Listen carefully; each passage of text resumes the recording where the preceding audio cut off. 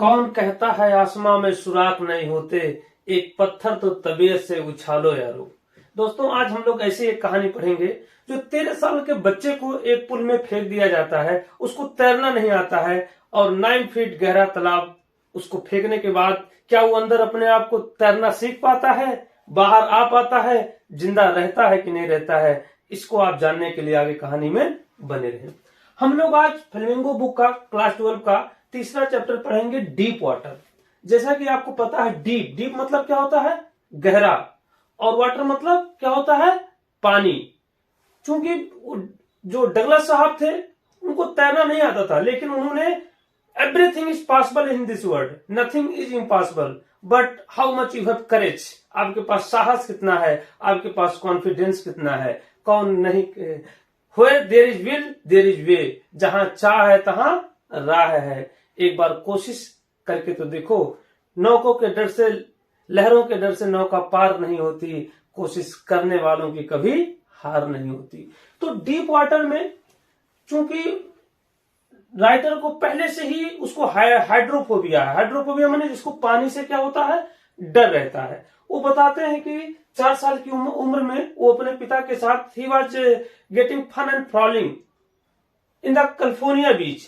California का beach है, वहां वो लोग खेल रहे थे। कह रहे हैं कि खेलते खेलते अब शाम का समय हो गया था, सूरज डूब रहा था। क्या दृश्य था, हम लोग देख रहे थे। तब तक अचानक तेज पानी आया और राइटर को उसी पानी के नीचे दबा दिया। मतलब पानी उसके ऊपर से चला गया। वो लोग इतना डर गए कि वो 2-4 सेकंड के लिए मानो कि उन्होंने कहा कि मुझे बहुत डर आ गई, और तभी से मुझे पानी से क्या होने लगा?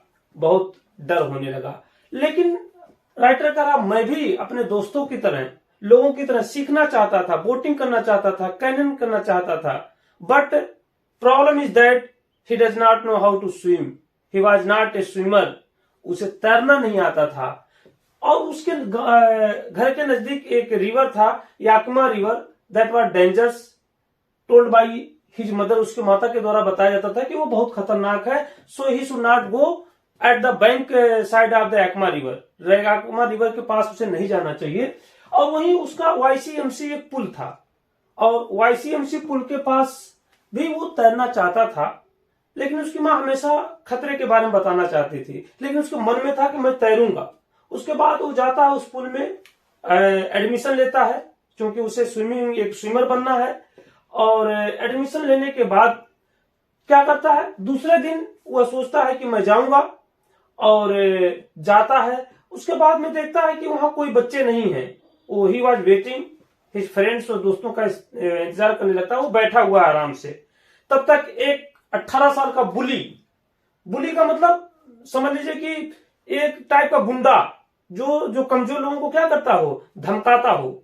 वह ऐसे जो राइटर है बैठा हुआ है, उसी सिटिंग पोजीशन में उसको पकड़ता है और फेंक देता है पानी में। राइटर जागे गिरता है, छम। उसे तो कहता है, हम तो आज चले गए, हम तो आज चले जाएंगे, मुझे तैरना आता नहीं है। धीरे धीरे धीरे वह पानी की तरफ, अंदर की तरफ जाता है। लेकिन अंदर जाते समय means you can think that he has got the confidence, he started to making the strategy बनाना शुरू कर देता है कि मैं जब जाऊंगा तो अपने पैर से उस बॉटम पे मारूंगा, ताकि मैं क्या करूं? जल्दी से ऊपर आ जाऊं।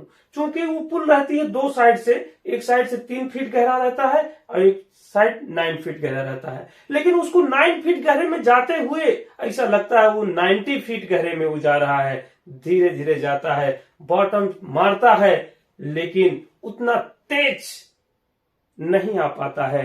धीरे धीरे आता है, उसके गले में धीरे धीरे पानी जाना शुरू कर देता है। ऊपर आता है, ऊपर आने के बाद फिर लगता है कि उसको पानी नीचे बुला रहा है।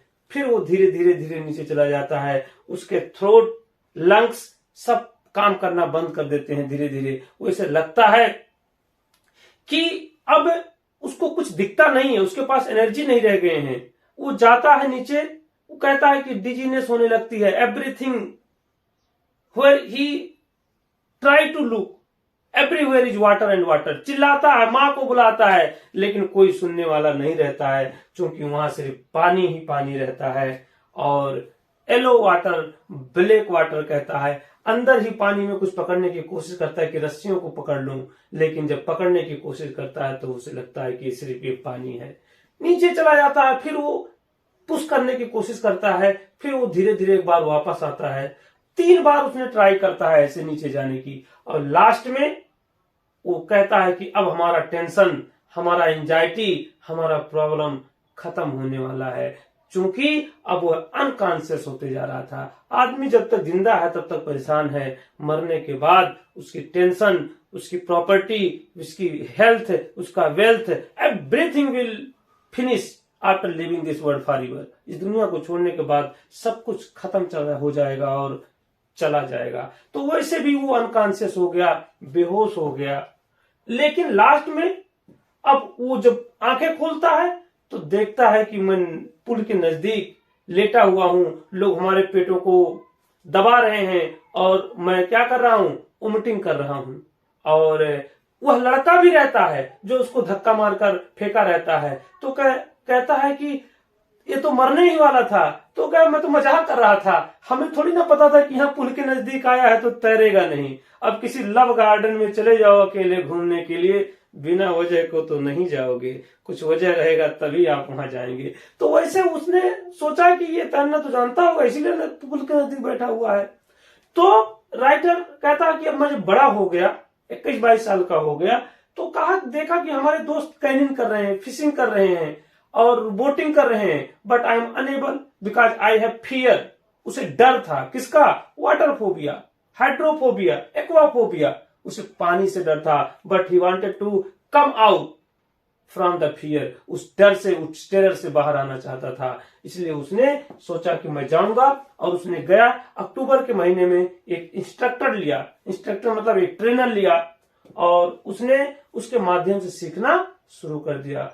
ट्रेनर ने उसको पहले दिन बुलाया, क्या किया, उसको एक बेल्ट बांधा, और उसके बाद में बेल्ट के बाद एक रस्सी जोड़ा उसमें से, और एक केबल के थ्रू उसको इस पार से उस पार कर दिया। मतलब अगर जब तक ट्रेनर नहीं चाहता तब तक वो पानी में नहीं जा सकता था। रस्सी लूज करता था तो वो पानी में जाता था। उसने कहा पहले आप पैडल करना सीखिए, पैरों को मारना सीखिए।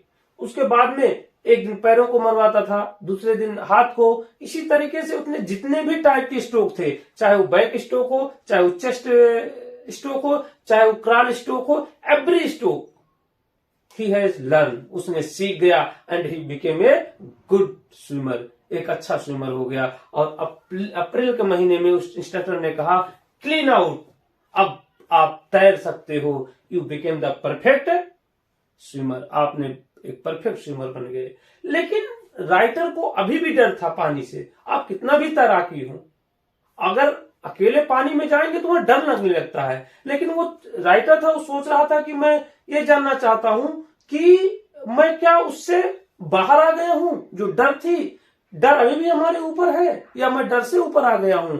उसके बाद उसने न्यू हैम्पशायर में एक वार्म लेक होता है, वहां पर वो जाता है, एक झील होती है, उसमें तैरने की कोशिश करता है।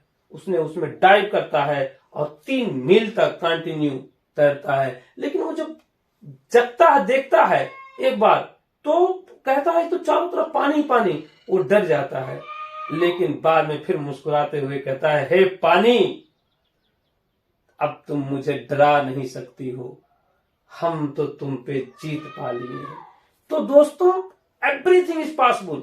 You should make your aim target. आपको टारगेट बनाना चाहिए, and you should try to pursue. Definitely you will get the success in your life one day. और आप जब सफल होंगे तो हर कोई आपके साथ आएगा, वरना जब तक आप सफल हैं तब तक हर कोई आपका क्रिटिसाइज करता है। क्रिटिसाइज का टेंशन मत लीजिए, क्योंकि पैर उसी का खींचा जाता है जो आगे बढ़ता है। इसको फेंक दिया गया था, लेकिन फिर भी उसने सीखा। नाक में पानी हल गया था, कभी कोई पूरा फेफड़ा बंद हो गया था, मतलब उसने सोच लिया इस डीप वाटर में कि मैं तो मर जाऊंगा। इसलिए उस टाइटल का नाम ही डीप वाटर। और उस गहरे पानी में से उन्होंने पार किया, मतलब अपनी जिंदगी को बनाया। तो आप कह सकते हैं, where there is will there is way. जहां चाह है तहां राह है। Thank you. पहली बार आए तो सब्सक्राइब करें प्लीज। Thank you.